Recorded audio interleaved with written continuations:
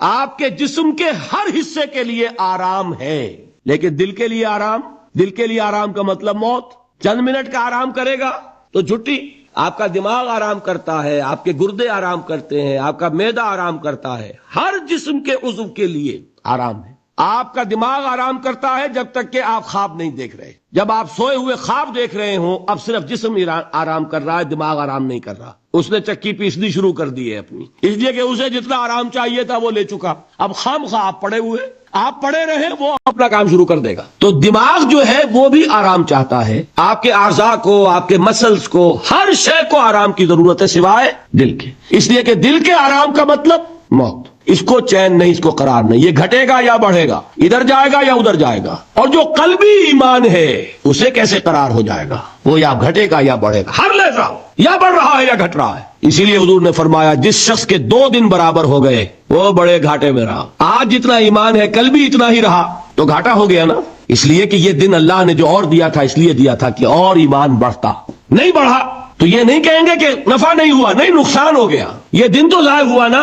اس دن میں جو اضافہ ہونا چاہیے تھا وہ اضافہ نہیں ہوا، یہ دن جو ضائع گیا یہ گھاٹا ہے۔ جس شخص کے 2 دن مساوی ہیں وہ گھاٹے میں ہے۔ والعصر ان الانسان لفی خسر، غافل تجھے گھڑیال یہ دیتا ہے منا دی، گردوں نے گھڑی عمر کی ایک اور گھٹا دی۔ تو یہ بات کہ 100% درست، یہ قول بھی کہ الایمان قول لا یزید ولا ینقص، اور یہ قول بھی کہ الایمان قول وعمل ویزید وینقص، یہ معاملہ قانونی ایمان کا جس کی بنیاد پر دنیا میں کسی کو مسلمان مانا جائے گا، یہ معاملہ حقیقی ایمان کا جس کی بنیاد پر وہاں فیصلے ہوں گے۔ اس معاملے میں اس سطح پر ایمان اور عمل صالح یوں جڑ جاتے ہیں۔ یہ ایک جز، ایک وحدت جس کو آپ کہتے ہیں آرگینک ہول، حیاتیاتی وحدت، جس کے حصے بخرے نہیں ہو سکتے۔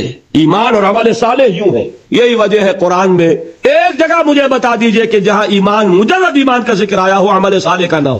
والتین والزیتون وطور سینین وہذا البلد الامین لقد خلقنا الانسان فی احسن تقویم الا الذین آمنوا وعملوا الصالحات والعصر ان الانسان لفی خسر الا الذین آمنوا وعملوا الصالحات وتواصوا بالحق وتواصوا بالصبر۔ اب یہاں یہ بات سمجھ لیجئے، تواصی بالحق بھی ایک عمل ہے۔ حق کی وصیت کرنا، دعوت دینا، تبلیغ کرنا عمل ہے کہ نہیں؟ تواصی بالصبر بھی ایک عمل ہے۔